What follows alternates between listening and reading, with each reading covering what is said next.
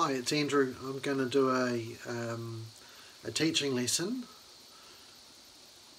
Okay, so get a pen and paper so that you can take notes. I'm going to have probably about 50 points, and if you can just get a pen and paper and just scribble each point the best you can.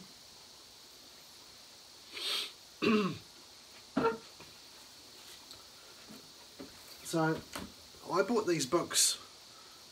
This one's called Weapons of Mass Destruction. This one's called The Underground History of American Education and a Different Kind of Teacher. And I've been doing a bit of study on these books today and some notes, and I want to read you these points that I found from each of the books so that you can try and use these things in your life. And I'm particularly aiming this at people that have had psychiatric problems and in psychiatric treatment, because I've found that these are very wise principles, and it's aimed at the sort of education that I think can rebuild the person's mental health and their life. So get a bit of paper and pen, and once you've written these down, figure out how to use these ideas in your daily life. Maybe perhaps every day or whenever. Go through this list and try and apply this idea in your life, and it will help you get an education yourself or with a few other people together, and apply these. Do them. Make a trial of this and see what happens to your life, and see if it'll improve your education. Right, so I will just I'll be reading these fairly quickly, but try and follow the thread of this conversation. Just keep bringing your attention back to it. You can always play it again. So this is from John Taylor Gatto's work, and it's found in his books. Alright, so here, just some ideas, right? So number one, we'll just start there, okay? The original American curriculum, so number one, discipline, reliability was highly prized.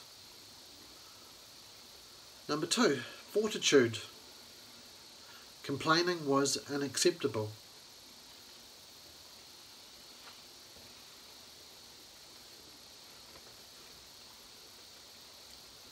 Three, independence, depending on others was bad form.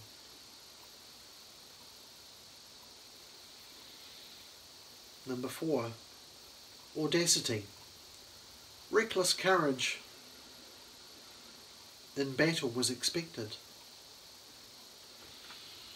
5, passion, emotional commitment to the task at hand was the community standard. 6, perseverance,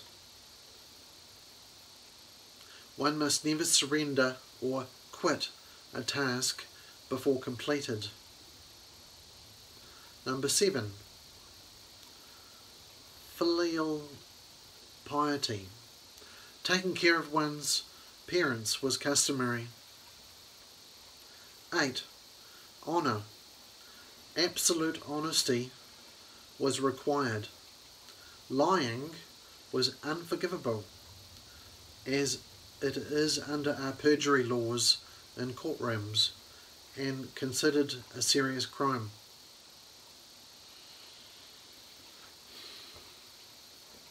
9, resolve, pledges and promises are sacred. 10, adaptability, Be flexible in widely varying circumstances, weathers, in hunger, pain, natural disasters, without complaint. Stoicism was insisted upon.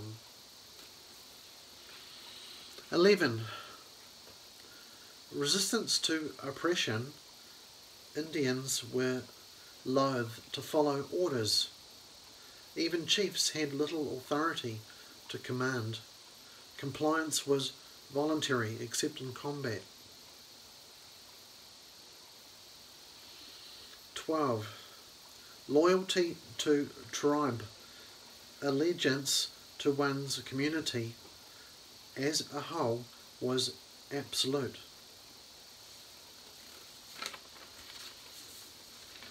Okay, so that's one little set from, and that one is from one of those books. Okay, let's move on to one of the other ones. So we're going to start again from 1. So we'll call this set 2.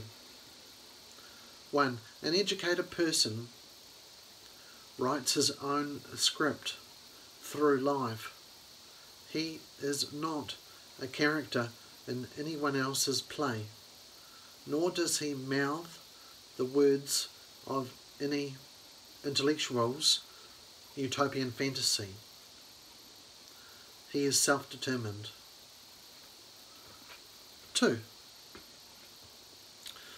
Time does not hang heavily on an educated person's hands.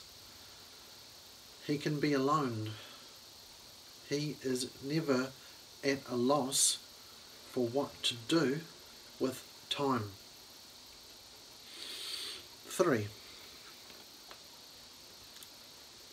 An educated person knows his rights and knows how to defend them. 4. An educated person knows the ways of the human heart. He is hard to cheat or fool. 5. An educated person possesses useful knowledge, how to build a house, a boat, how to grow food, etc. 6. An educated person possesses a blueprint of personal value, a philosophy. This philosophy tends towards the absolute. It is not plastic or relative, altering to suit circumstances. Because of this, an educated person knows at all times who he is, what he will tolerate, where to find peace. But at the same time, an educated person is aware of and respects community values and strange values. 7. An educated person can form healthy attachments wherever he is because he understands the dynamics of relationships. 8.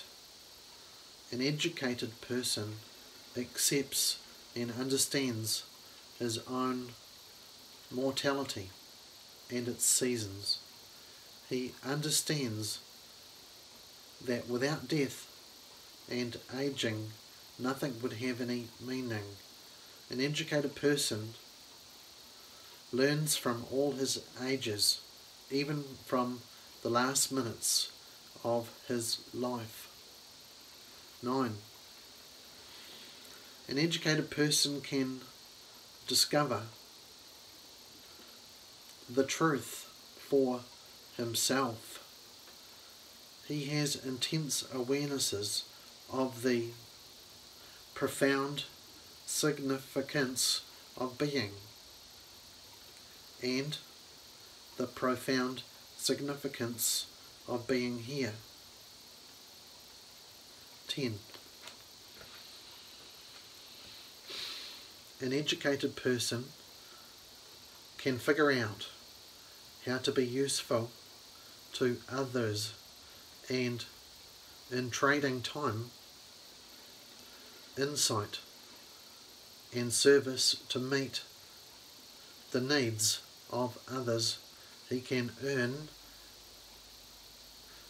the material things he needs to sustain a wholesome life.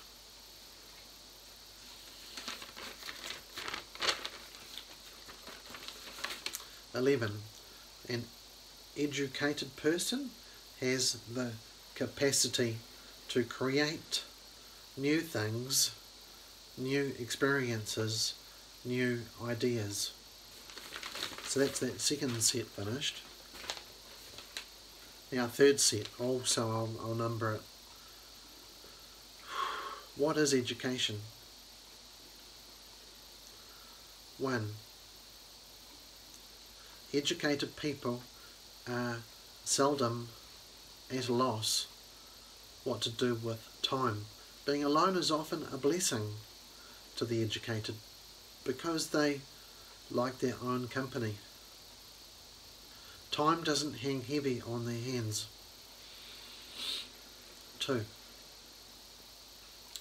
Educated people can form healthy attachments anywhere because they understand the dynamics of relationships.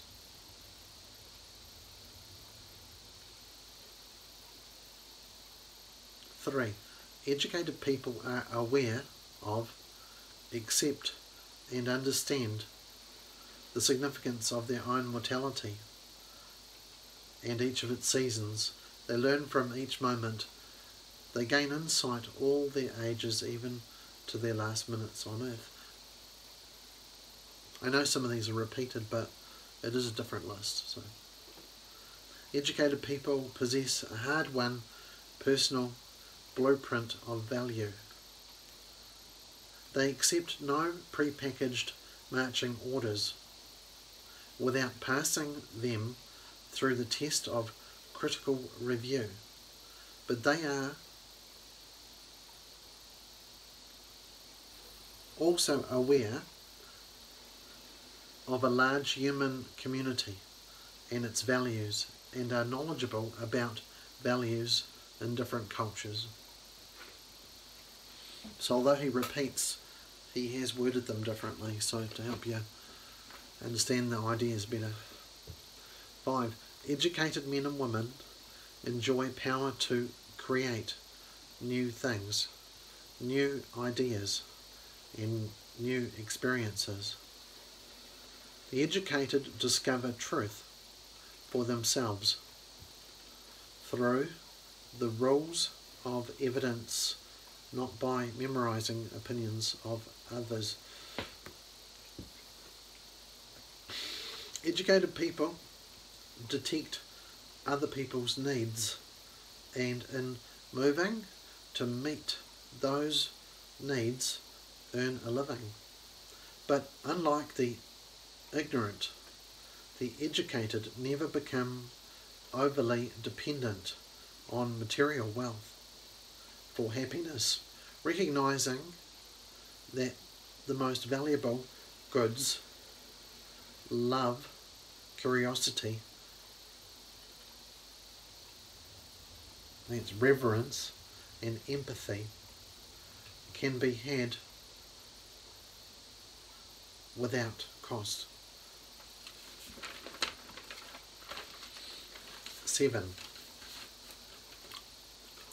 Educated people actively seek variety and know how to master it sufficiently for pleasure and enlightenment,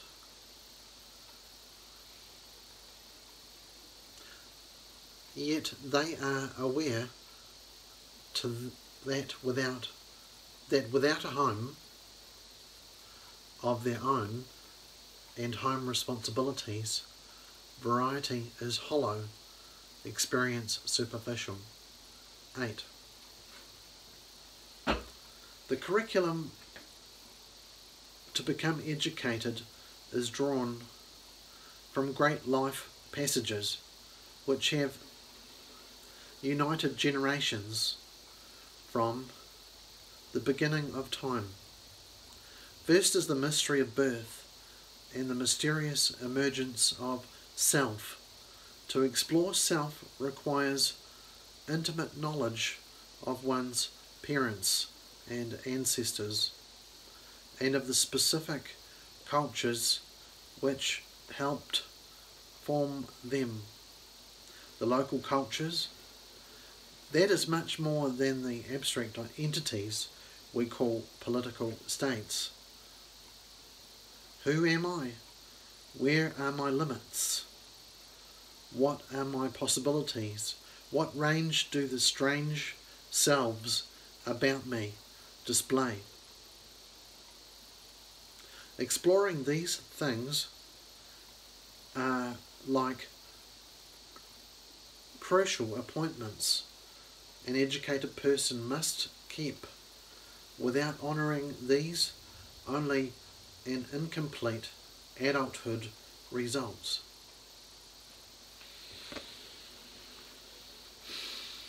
9.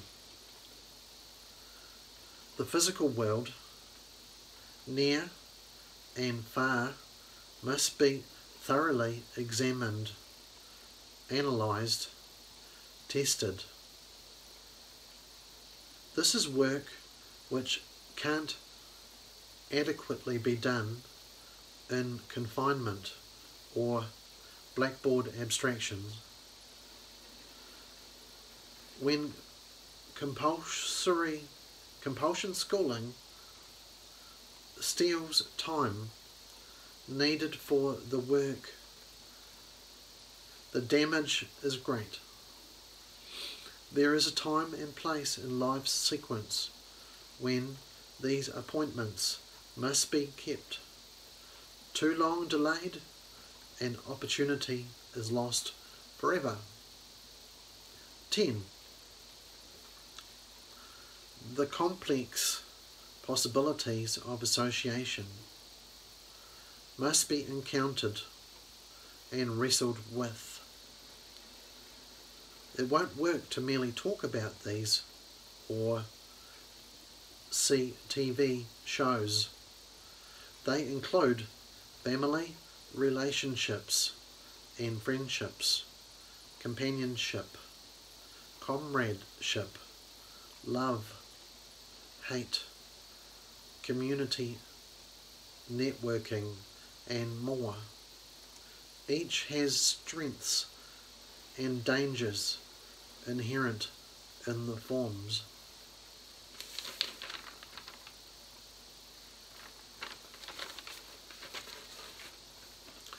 Not to practice each early on is to risk becoming emotionally crippled. But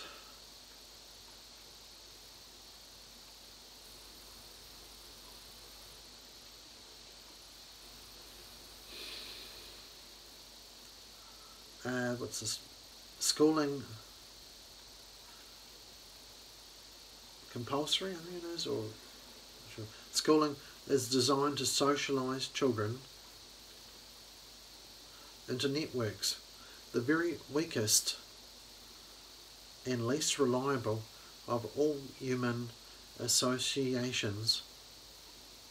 Networks are certain to betray your trust if relied upon excessively.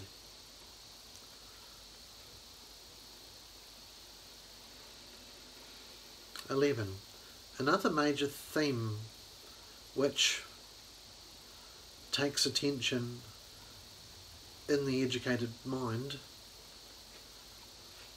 is a thoughtful approach to vocation. How does one contribute to the common good and at the same time earn a living? Then we meet the theme of growing up as a vocation of its own. How is that distinct from being a child? What complex obligations accepted does growing up entail? Acceptance of which brings maturity and independence. 12. And we can't leave out a very close study of death, the last act of the dramatic cycle begun by the mystery of birth. Without clear awareness of the short arc of a life, nothing means very much. If we lived forever, no choice would ever be significant, because endless time would be available to choose again and again. Time is strictly finite. Every choice produces another. That's the reality which invests existence with meaning. We need to realize that the dying owe the oncoming generations a world at least as good as the one they experienced while fully alive. If possible, a better one. So that's the third set done. So we have a fourth set.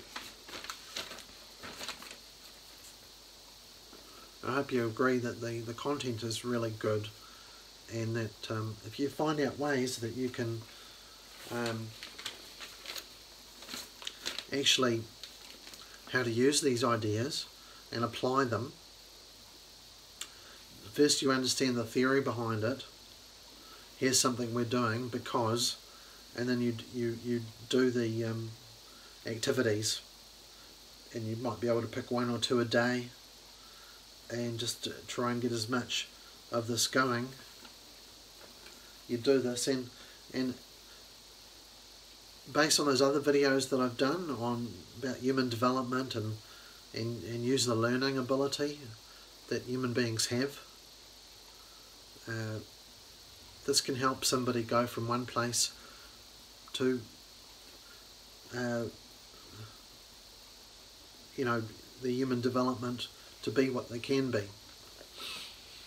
And I think some of these ideas, society did try these in the compulsory schooling, but we know that it failed, and we know that a lot of us need this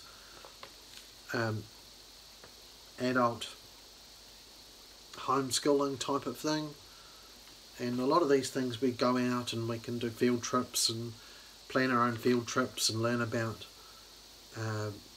society, all kinds of things we can do here. Right, so here's a fourth set, and this is really it's principles. Okay, so 1, get a theory of human nature. That's what you're after.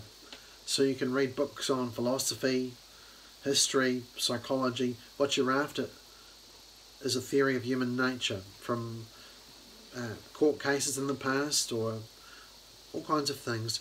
You're after to understand human nature, what we're like. 2, practice active literacy. So practice public speaking, even like what I'm doing right now. Do some writing. And write your own thoughts, or just copy out of a book. I think it helps. Copying out of a dictionary may seem boring, but it's got a good reason behind it, because you increase your vocabulary and you learn what words mean. So active literacy though is mainly public speaking and writing, so you can get your point across. 3. Get insight into the major institutional forms, so our country's, our nation's courts, our corporations, our military, perhaps our banking, our money, or, how Parliament it works, the division of powers, judiciary, legislative, executive. And now if you're living in a capital city, they do often have the public, let the public into what they're doing. Right, 4. Repeated exercises of politeness and good manners, because that's important for all the future relationships and access to people you might need. I got my own comment to add there. I have faith in God. I know God's a very gentle person, and we don't need to have a hard sharpness to our speech when we're typing messages or speaking. We can be gentler. We could all do with just being much gentler and nicer to each other. 4. Oh, this is maybe 5. I'll just go 5 here. More fully independent studies and work. So you want to have your own interests and be able to do some study by yourself on a subject.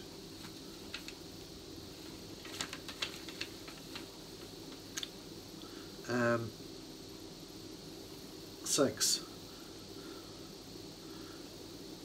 Sports. If you practice a sport, it can help confer grace on your body. He's got some examples of how an American president, I think it was George Washington, did ballroom dancing and horse riding, and apparently had a very commanding physical form. I think people that do martial arts also get that. For me, I do a bit of juggling and do a lot of walking. I suppose that helps a bit. But the idea is it gives you grace. If you're fit, it helps to. Gatto reckons it translates later on into power and money. And it also helps you deal with the pains, because you getting injuries from playing sport and making around outside, you do tend to get injuries now and then. Right, the next one, 7. A complete theory of access. Try and get a complete theory of access to any person or workplace. How to access people you need to or want to talk to. Apparently a civics course, they used to have that covered that kind of thing. Right, the next one. I'm just going to say next one because I've stuffed up the numbers, but you might know the next one. Yeah, responsibility. To take them on. So, looking after an animal, a horse. Leadership in a club. Take on responsibilities. Next one. Come to arrive at a personal code of conduct and excellence regarding your own standards.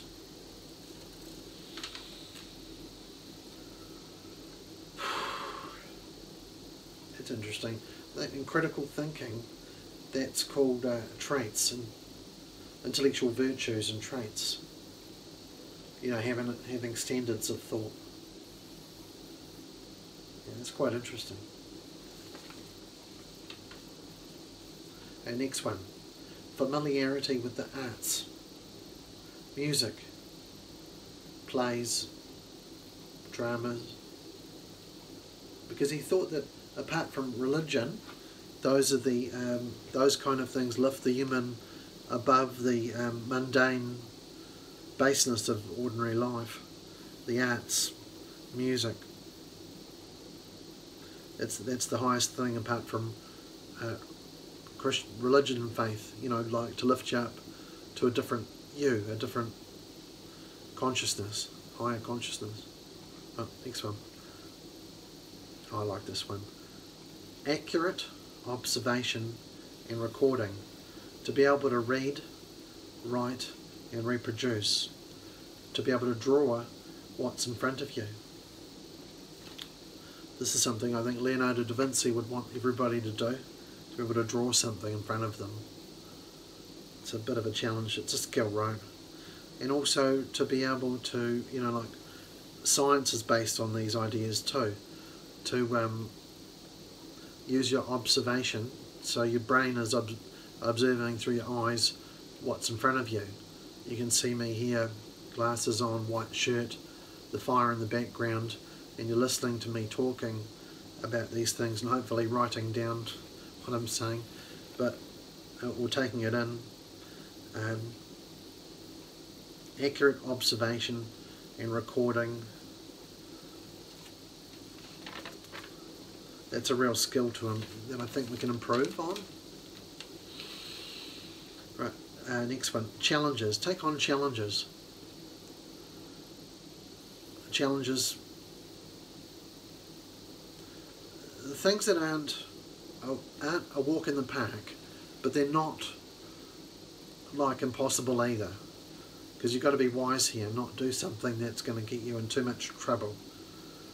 Right, so you want to plan, if you're going to do a challenge, you want to plan what if this happens and that happens. But take on a challenge, you know.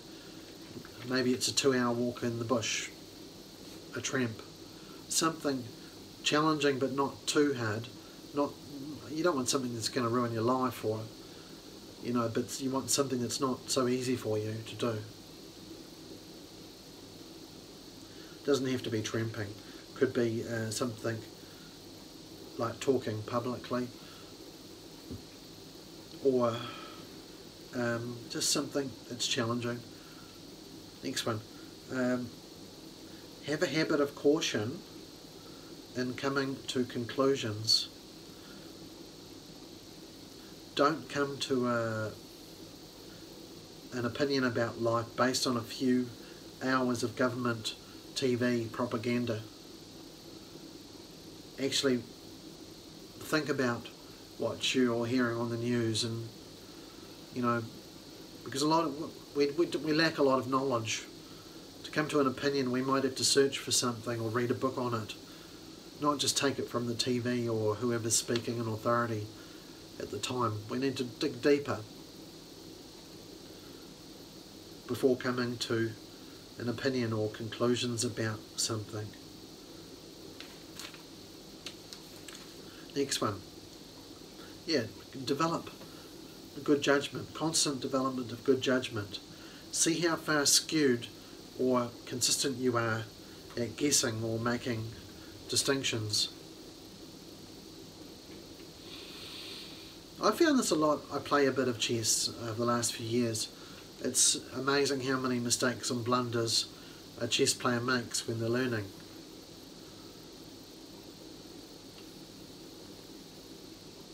I know Leonardo da Vinci said, try and make guesses at things and see if you were right. How big something was from a distance. Or, I know Nikola Tesla, his mother played games with him. They'd play games like, guess what I'm thinking. And, it's quite interesting the kind of mental exercises you can do. I noticed one where somebody reads a sentence to you and you've got to say it back. That challenges your memory to be able to, what did that sentence say, and then to be able to say it back. And the same thing's true of writing out a book.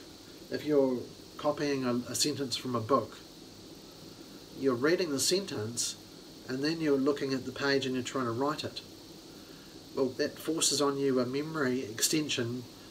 How can you hold the words on the sentence, or half of the sentence, 3 words, 5 words, 7 words, hold it in your memory while you then take the pen to paper. That's quite a good exercise.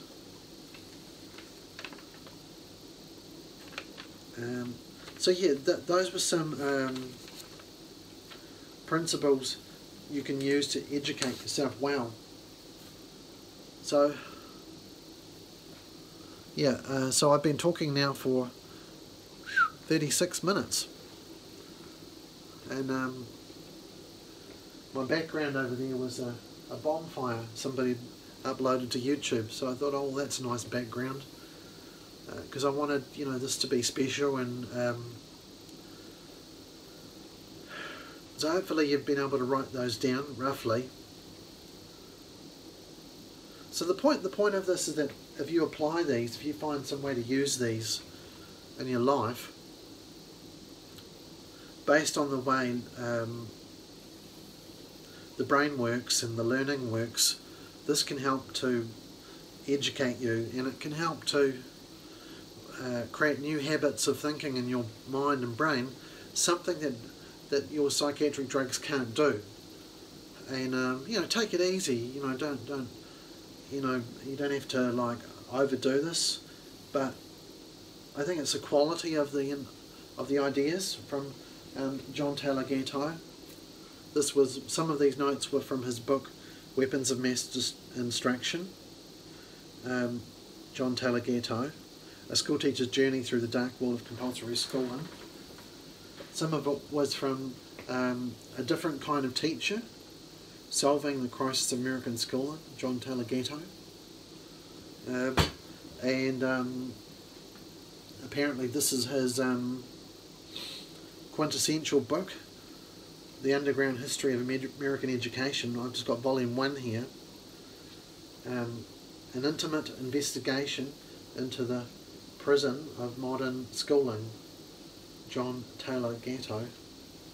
2-time New York State Teacher of the Year, with a foreword by Ron Paul, and an afterword by Richard Grove, who him and his friends run the Tragedy and Hope website, which has got a lot of, and the Peace Revolution podcast, which has got a lot of educational material like this on it. And I got myself a set of the great books of the Western world. It's called The Great Conversation. It's got books in there from the Greek and the Roman periods and the Middle Ages and early modern period, with when all the scientific stuff started. So it's just it's a source of good content that we can study and improve the quality of our thinking. And I mean, what is mental health, right? And but we need to laugh and have a lot of fun.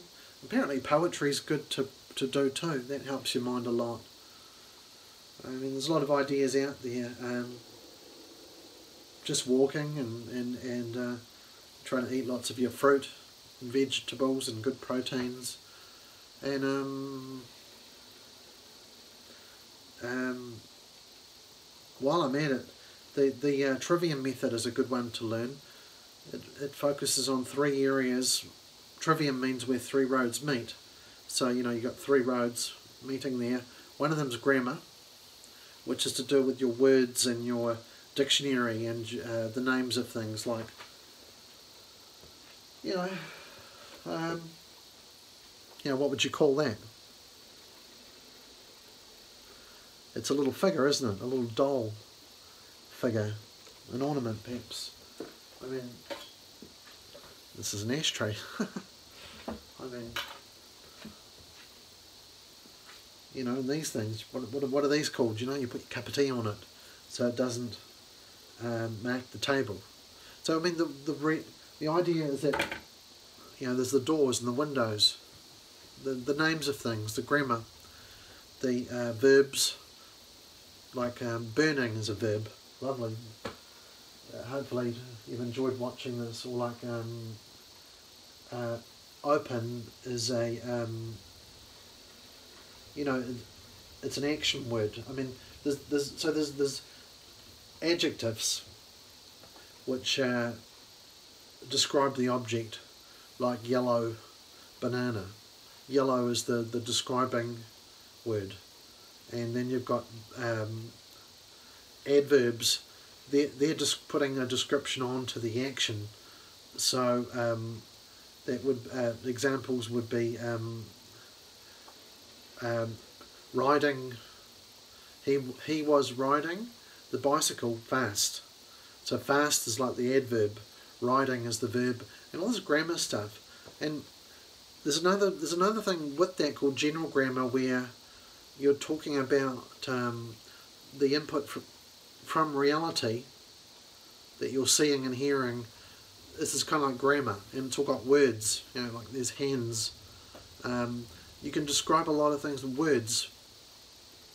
It's what people do. So grammar is coming to grips with getting the input true. And right, so the next part of it is logic, and that's when the logic of something, you're trying to understand what it means. It's been related to the why question. It's to do with thinking. Like a computer has a processor, right? But it has input stuff too, like the keyboard and the mouse are like inputs. It has a processor, and then it puts the picture out on the screen, like the fire, and the audio coming out of the speakers of the burning fire there. It's the output. Now somebody did the input by recording with a camera the bonfire with a microphone and video, and then the computers did the rest, the processing and stuff. Well, human beings' brains are a little bit like that. Our brains are always taking in sensory input, and then we're thinking about that, and we're responding to it. And responding is the actions I'm doing, like I've been talking and hand gestures and moving around a little bit and trying to communicate the meaning that I have for you today. Hopefully there's some wise stuff here you can study and learn about. It's like a rhetoric. The output is like the rhetoric. So grammar, logic and rhetoric. Grammar is trying to identify what you're taking in. So what is it? And there's a lot of videos about this. And the idea of this is a like a mind over matter thing. It's the mental skills of learning. But there's other ways of thinking about learning, from psychology books and neuroscience. They're all very, very similar though. They're getting at the same thing, how we learn over time. And so basically I'm saying that I think the best cure and treatment and therapy for mental health problems is based on an individual's own uniqueness to be able to develop as a person and to take on knowledge, like and what else was knowledge but those kind of ideas, and then you can learn with them, and the knowledge, you can gain the knowledge, and by gaining the knowledge you're getting an education, and you're curing and doing therapy and rehabilitation for psychiatric problems that you've had. And over time, perseverance and patience, you'll go through a lot of ups and downs, but over time, by doing the right things, you'll get a result, and that result is a lot better than what some of the social services are providing. And that's why I'm putting out this video, to back up and to give some more information that you might be looking for, just to kick off some work you can do for yourself on self-improvement in a wiser kind of direction. And So I'm done. So try and apply those ideas that you've listened to and written down. You can apply one or two of them a day, and you don't have to go on field trips all the time. There's things you can do at home. There's a lot of great books you can read, and using the tools we have today, like the computer and the internet, you can get access to a lot of people that are teaching things. Some of them charge a fee of a few $100s for a subscription, or various prices, but it's a good use of your time. So I'll leave you with that. I'll bless you with that, because I think that a lot of these things are a blessing if you follow them. I think they're giving you hope and some future, and it just might be really important information, and so I'll leave you with that. It's blessed me, it's helped me, and I know that God wants you to have full self-development, human development of who you are. I know He wants to bless you, and He wants you to be knowledgeable. He doesn't want you to be ignorant. It takes time to get this knowledge, and it's a lifetime work, and so bless you with that. And alright, hopefully it was useful for you. Bye.